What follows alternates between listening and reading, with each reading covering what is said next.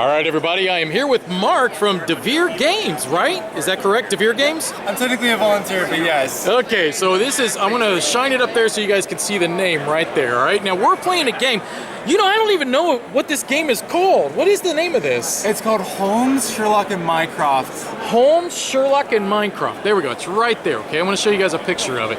I just was walking around and saw this, I was like, hey, that looks pretty neat. Let's sit down, let's try it out. Now, this has been, I'm glad I did. This has been an experience, all right? So let me explain to you kind of what we're doing. This is a worker placement set collecting style game, all right? What I'm trying to do is I'm trying to collect these, what would these called? Clues, is that what they would be? So, and there's a value to them. So for instance, you know, this is a 7, there's 7 sevens. I want to get the majority of the 7s, and the way that I'm doing that is by utilizing these character cards that pop up here, and I'm going to send my worker to the character. They are going to give me something. So for instance, this character here would give me 5 of these magnifying glasses. Magnifying glasses could be used on this space here to be able to try to get cards from the tableau that's available here to move into your own tableau, or from the row into your tableau. And then what I'm trying to do is not just gain as many of these cards as I can, but I want to gain more than my opponent. Now, the way that that would work is that, for instance, right now I have 3 7s. Mark has 2 7s. So I would have the majority of 7s if the game was to end right now. So therefore, I would score 7 points minus however many 7s he has. So I would get 5 points.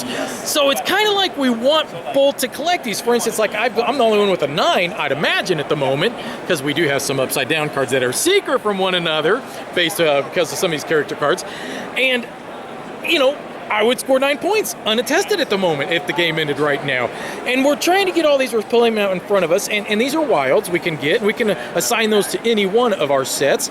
These are, I'm trying to remember, maps, right? Yeah, the map fragments. These are the map fragments, and the way these work is the more you collect, the more victory points they get. So if you get all 5, you get 10 victory points. If you only had 1, which I'm at 2 right now, so I'm only at 1 victory point with 2 of them. Now, as I collect more, as you can see, the value is going to increase substantially.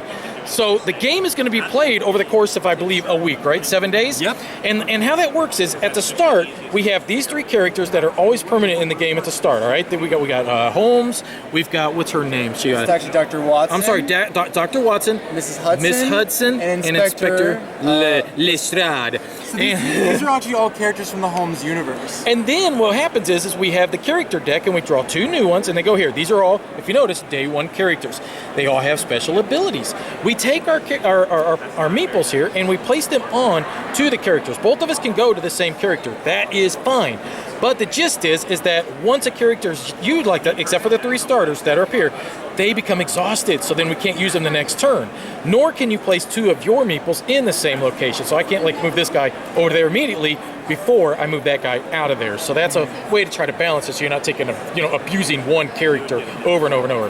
Now, once we get to the end of day 7, the game ends. That's when we're saying, okay, bam, let's show our hands. We're going to take any of our secret cards, assign those. We're going to assign our wilds to anything, because I'm going to look over and say, hey, you kind of got majority there.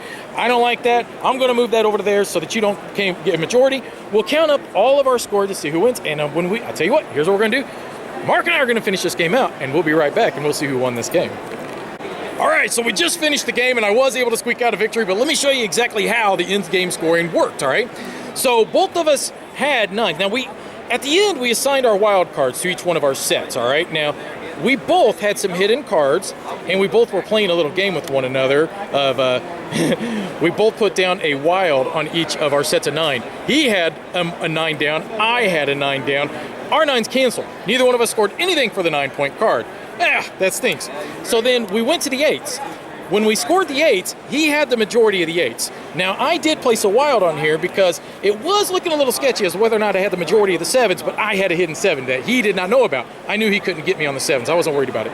But I wanted to just say, hey, I know I can't win 8s, but that takes a point away from you on 8s. So he ended up scoring 5 points with his 8s, correct? Yes. Fine. So then we went down to the 7s and such. As we got it all settled out, I ended up scoring 17 points, and Mark ended up scoring 16 points. So that one little move of me assigning this little card to the 8s to subtract that 1 point ended up securing me the victory. Now, in case of a tie, we agreed that we was going to Greco wrestle, but it didn't have to come down to that.